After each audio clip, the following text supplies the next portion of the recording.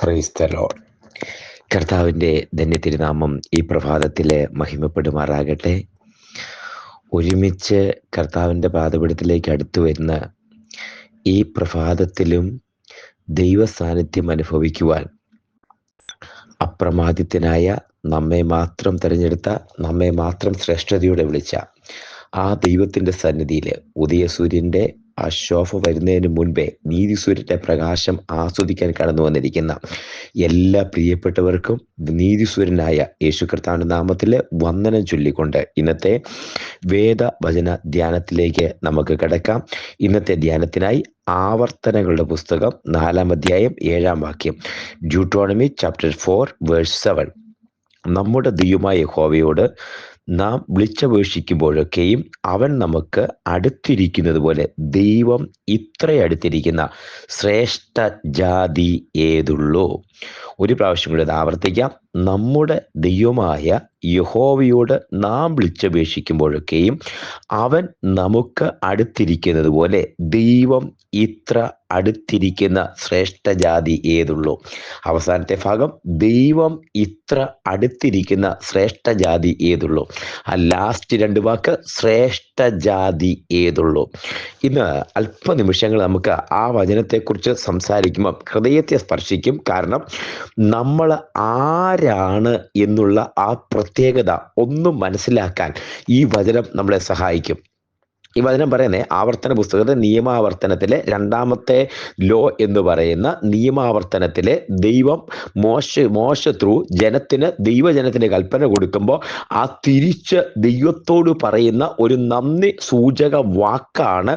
ദൈവത്തെ അറിഞ്ഞു കഴിഞ്ഞപ്പോൾ, അറിയേണ്ടതുപോലെ അറിഞ്ഞു എന്ന് പറയാൻ കഴിയില്ല, എങ്കിലും ദൈവത്തെ കുറച്ചൊന്ന് അറിഞ്ഞു കഴിഞ്ഞപ്പം, വിളിക്കുമ്പം വിളിപ്പുറത്തുള്ള ദൈവത്തെ അറിഞ്ഞു കഴിഞ്ഞപ്പം ദൈവത്തോട് നന്ദി സൂചിപ്പിക്കുന്ന ഒരു ആ വാക്യഭാഗങ്ങളിൽ നിന്ന്, അധ്യായത്തിൽ നിന്ന് ഒരു വാക്ക്, ഒരു വചനം അടർത്തിയെടുത്തതാണ് ഇന്നത്തെ ചിന്താവിഷയം. നാം വിളിച്ചപേക്ഷിക്കുമ്പോഴൊക്കെയും നമ്മുടെ വിളിക്ക്, നമ്മുടെ അപേക്ഷ കേൾക്കുന്ന, നമ്മുടെ അപേക്ഷ ശ്രവിക്കുന്ന, നാം വിളിച്ചപേക്ഷിക്കുമ്പോഴൊക്കെയും അവൻ നമുക്ക് അടുത്തിരിക്കുന്ന പോലെ ദൈവം ഇത്ര അടുത്തിരിക്കുന്ന ശ്രേഷ്ഠ ജാതി ഏതുള്ളൂ? വിളിച്ചപേക്ഷിക്കുമ്പോഴൊക്കെയും അടുത്തു വരുന്ന ആ ദൈവം അടുത്തിരിക്കുന്ന ദൈവം ഇത്ര അടുത്തിരിക്കുന്ന ശ്രേഷ്ഠ ജാതി ഏതുള്ളൂ? അവസാനത്തിൽ തുടങ്ങാം. ശ്രേഷ്ഠ ജാതി എന്ന് പറയുന്നൊരു വാക്കുണ്ട്, ശ്രേഷ്ഠ ജാതി, ദൈവം അടുത്തിരിക്കുന്ന ശ്രേഷ്ഠ ജാതി. സത്യത്തില് നമുക്കറിയത്തില്ല ദൈവം ഇത്ര അടുത്തിരിക്കുന്നുണ്ടെന്ന്. സത്യത്തിൽ നമുക്ക് മനസ്സിലാകുന്നില്ല ദൈവം നമ്മുടെ കൂടെയുണ്ടെന്ന്.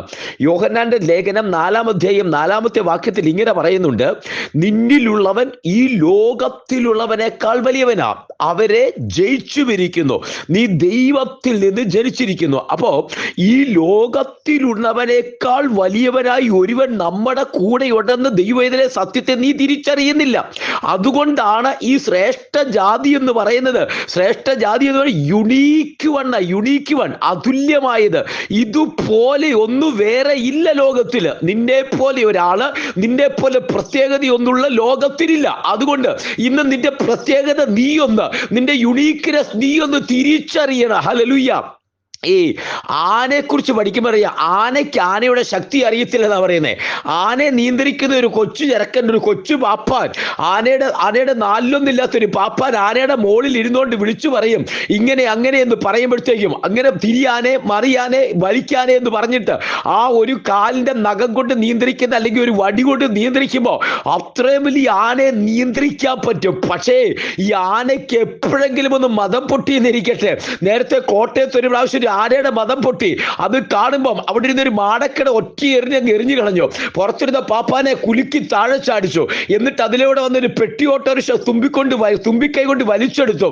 അപ്പൊ ശരിക്കും പറഞ്ഞ ആനയ്ക്ക് ഇത്ര പവർ ഉണ്ടെന്ന് ആന അറിഞ്ഞു കഴിഞ്ഞാൽ ആന ഈ ചെറിയ നരുന്തു പോലെ ഈ മനുഷ്യന്റെ അടുത്ത് നിൽക്കത്തില്ല. പക്ഷെ സത്യത്തിൽ ആനയ്ക്കറിയത്തില്ല അത് ദൈവ സൃഷ്ടിയുടെ ഭാഗമാണ്, മനുഷ്യന്റെ കരത്തിന് കീഴിൽ ഒരു ദൈവത്തിന്റെ ഭാഗമാണ്. ഇന്ന് ഈ വചനം കേൾക്കുമ്പോൾ ആനയുടെ ശക്തി അറിയാത്തതുപോലെ ദൈവത്തിന്റെ പൈതലേ, നിന്നെ ഒന്ന് ആനയെ പോലെ മൃഗങ്ങളെ പോലെ അല്ല ദൈവത്തെ നമ്മളെ സൃഷ്ടിച്ചിരിക്കുന്നത്.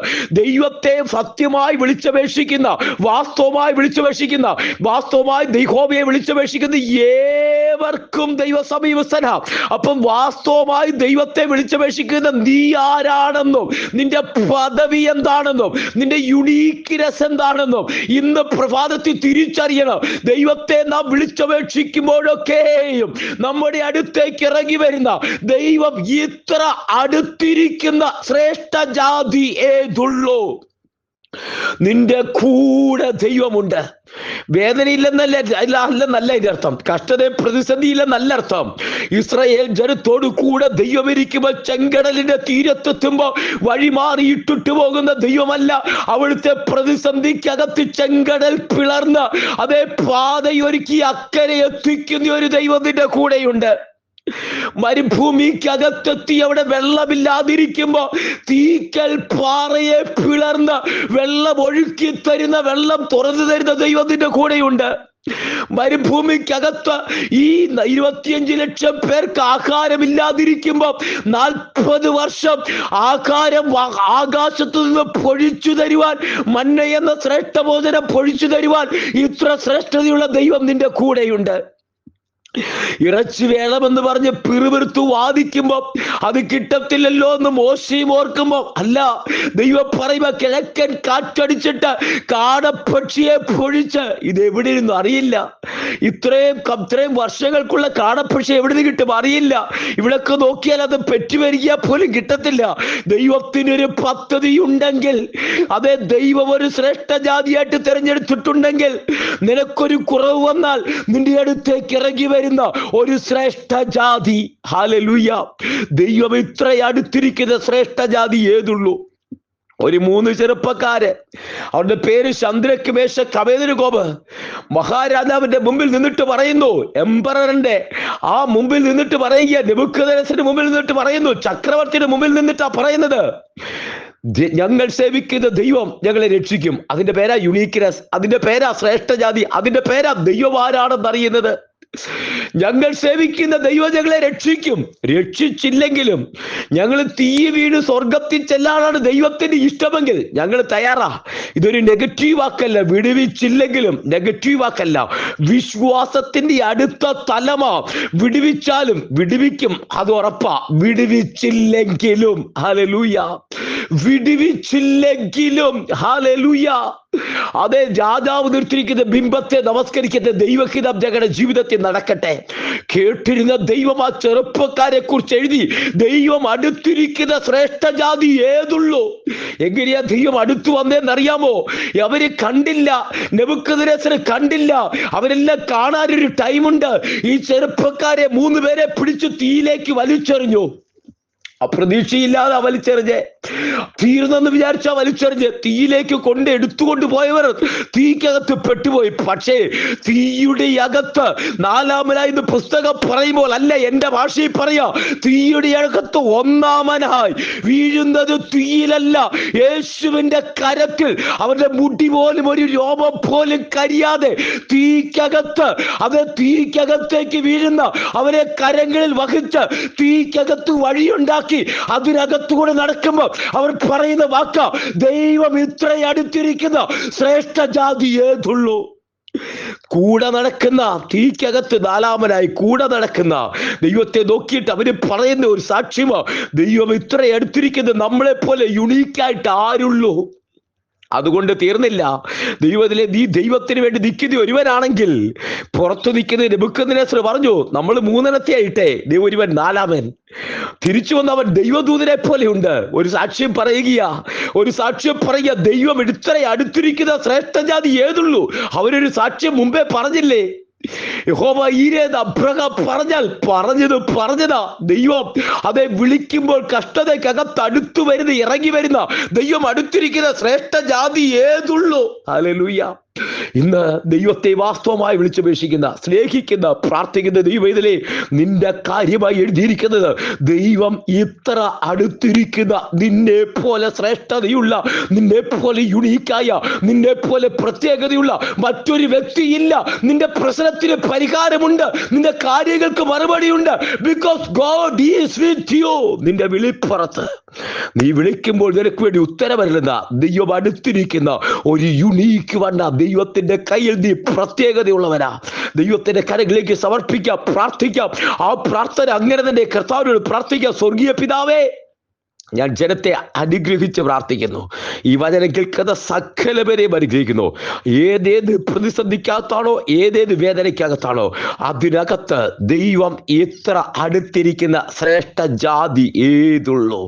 കർത്താവ് ഈ വചനം കേൾക്കുന്ന വ്യക്തികളെ ഞാൻ അങ്ങനെ അനുഗ്രഹിച്ച് പ്രാർത്ഥിക്കുന്നു. ദൈവം അടുത്തിരിക്കുന്ന ശ്രേഷ്ഠ ജാതി ഏതുള്ളൂ. അങ്ങനെ തന്നെ ജനത്തെ അനുഗ്രഹിക്കുന്നപ്പാ, പിതാവിന്റെ പുത്രന്റെ പരിശുദ്ധാത്മാവിന്റെ നാമത്തിൽ അവരെ അനുഗ്രഹിക്കുന്നു. കൂടെ നടക്കുന്ന, കൂടെ പോകുന്ന, തീക്കകത്തിറങ്ങി വരുന്ന, ചെങ്കടലിനകത്തിറങ്ങി വരുന്ന, വേദനയ്ക്ക് സങ്കടത്തിനകത്തിറങ്ങി വരുന്ന, ഹോസ്പിറ്റൽ കിടക്കയിലോ രോഗക്കിടക്കയിലോ ഇറങ്ങി വരുന്ന, പ്രതിസന്ധിക്കകത്ത് നാലാമനായി ഇറങ്ങി വരുന്ന ദൈവകരങ്ങളിലേക്ക് ജനത്തെ സമർപ്പിക്കുന്നു. കർത്താവേ, ദൈവം അടുത്തിരിക്കുന്ന ശ്രേഷ്ഠ ജാതിയെ അനുഗ്രഹിക്കുന്നു. ആ വില ദൈവം മനസ്സിലാക്കുന്നതിനായി നന്ദി. ഹാബേലിന്റെ രക്തത്തെക്കാൾ ഗുണകരമായി സംസാരിക്കുന്ന പുണ്യാക രക്തം കൊണ്ട് വിലയ്ക്ക് വാങ്ങിയിരിക്കുന്ന ശ്രേഷ്ഠ ജാതിയെ അങ്ങയുടെ നാമത്തിൽ അനുഗ്രഹിച്ചു പ്രാർത്ഥിക്കുന്നപ്പാ, സ്വർഗം കൂടിയിരിക്കുന്നു.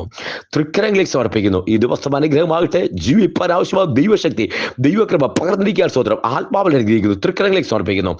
അവിടുന്ന് പ്രാർത്ഥന കേട്ടിയാൽ സ്തോത്രം. സകല മാനവും മഹത്വത്തോട് നെടുക്കും യേശുവിൻ നാമത്തിൽ തന്നെ. ആമേൻ, ആമേൻ, ആമേൻ. കർത്താവ് നമ്മെ അനുഗ്രഹിക്കട്ടെ. കർത്താവിന്റെ കൂടെ നടക്കാം. അടുത്ത സെഷനിൽ നമുക്ക് വീണ്ടും കാണാം. അതുവരെ ഗോഡ് ബ്ലസ് യു. നാളെ വീണ്ടും കാണാം.